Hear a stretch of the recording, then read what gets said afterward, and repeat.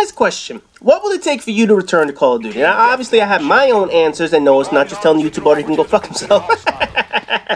But what would it take for you to personally return to Call of Duty for those who kick this bad habit of a fucking game? Now, the gameplay in the background comes from Haymaker, and I believe he's playing Ground War or some shit, whatever. I don't know. It looks like this version is Ground War and Advanced Warfare, whatever. Now, let's rewind here for a second. In my last video, I said that Call of Duty sales have been dropping consistently, and now it's in its third year of declining sales. The peak sales for any Call of Duty game was Modern Warfare 2 with almost 28 million in sales. Advanced Warfare is projected at making around 18 million in sales, and that's a generous number because it could be on pace for more like 16 million. But let's just go with 18 million for that projection of the game.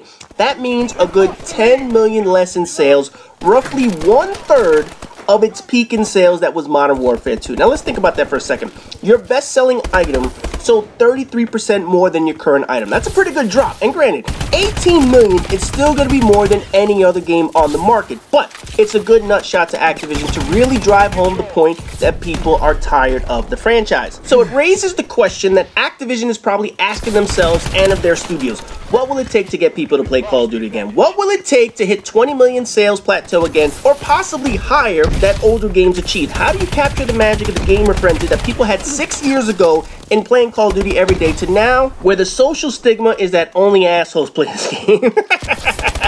Now, each of you will probably leave comments below as to what will make you return to the game, and quite honestly, there are going to be a number of different responses. Some of you may never return again, and granted, I wouldn't blame you for one bit. Some of you are just waiting for your favorite studio to release a game, but there are a good portion of you out there who are like me, waiting for a specific reason or reasons to make you to return to the game. Now, obviously, people are going to say, oh, I just want it to be better. Right, but what makes it better that's going to bring you back to this game? Now, my reasons personally are pretty simple, and chances are quite a few of you will probably have the same sentiment that I do. There are two components to every Call of Duty game. One being the shitty campaign that can be beaten in like 5 hours or less, and then we have multiplayer. I've come to terms that multiplayer is never going to recapture the magic of all the older games. It's not going to simplify itself, which is what it needs. It just makes shit more complex every year. I've detailed over the past umpteen hundred fucking videos what Call of Duty should do differently, and it all comes down to one thing.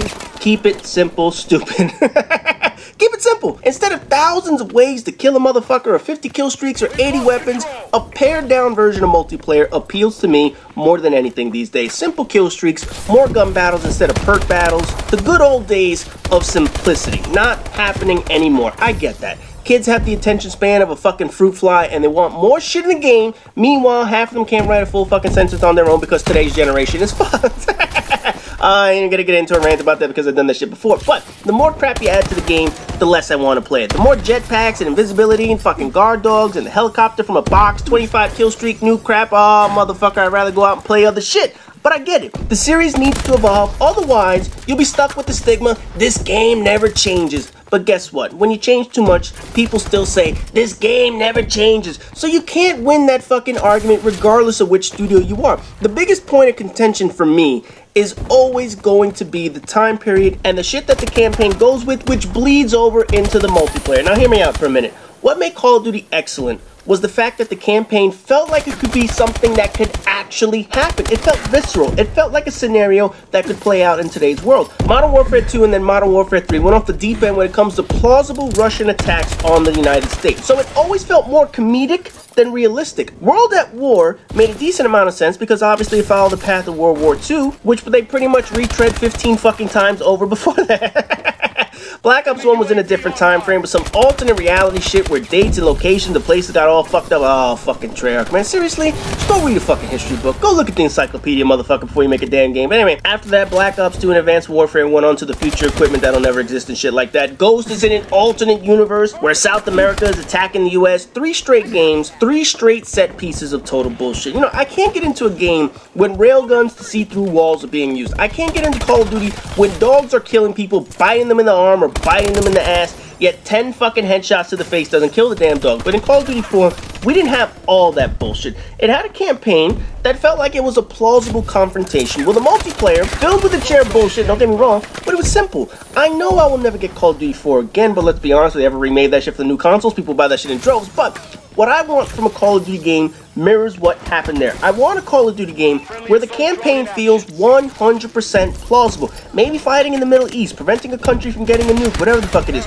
Trying to stop a terrorist cell, only to piss off a country that doesn't like us in doing so, which then escalates to war. We need a dickhead president in charge, like Dick Cheney, for that shit to occur.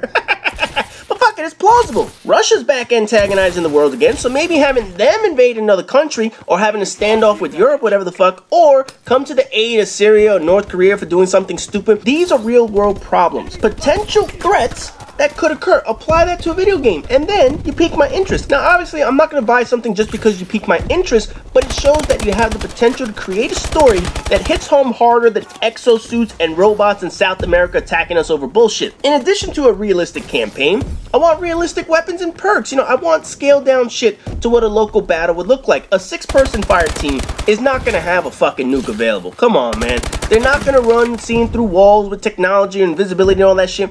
Realistic equipment and tactics would appeal to me more than futuristic shit. You know, timeline of the game is incredibly important, but I wouldn't mind a game that's up to date in current times, or at least going back to some historical confrontation. That's worth playing. The shit we have now certainly isn't. For me, personally, to really want to play a Call of Duty game, I want to see improvements on the campaign story that bleeds into the multiplayer section of the game with realistic warfare.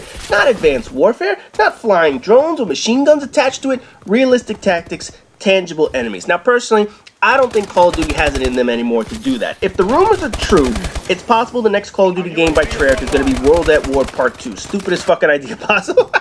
Considering the game ended at the conclusion of the war, so I'm not sure what the fuck else there's left to do in that damn game, but in any event, I wouldn't mind the game going back to a time period that we haven't seen in a long time. And not to mention, that would ring true to my prediction that Call of Duty would go to that past, present, and future setup with all their games in their 3 studios. I have a feeling Infinity Ward's going to be doing Ghost 2, which was the stupidest shit storyline, and then Sledgehammer most likely stay in the future with their games. So I like the split of time periods. The problem is, I just don't like the content that's in their game. Give me something realistic, give me something that I could actually believe, or that's plausible, and then maybe you'll win me back as a customer. Anyways, that does it for this video. For the rest of the week, we still have 2 more Hipfire commentaries, including Hipfire commentary number 250. So as always, rate, comment, subscribe, and all that good shit, and I'll see you guys in the next video.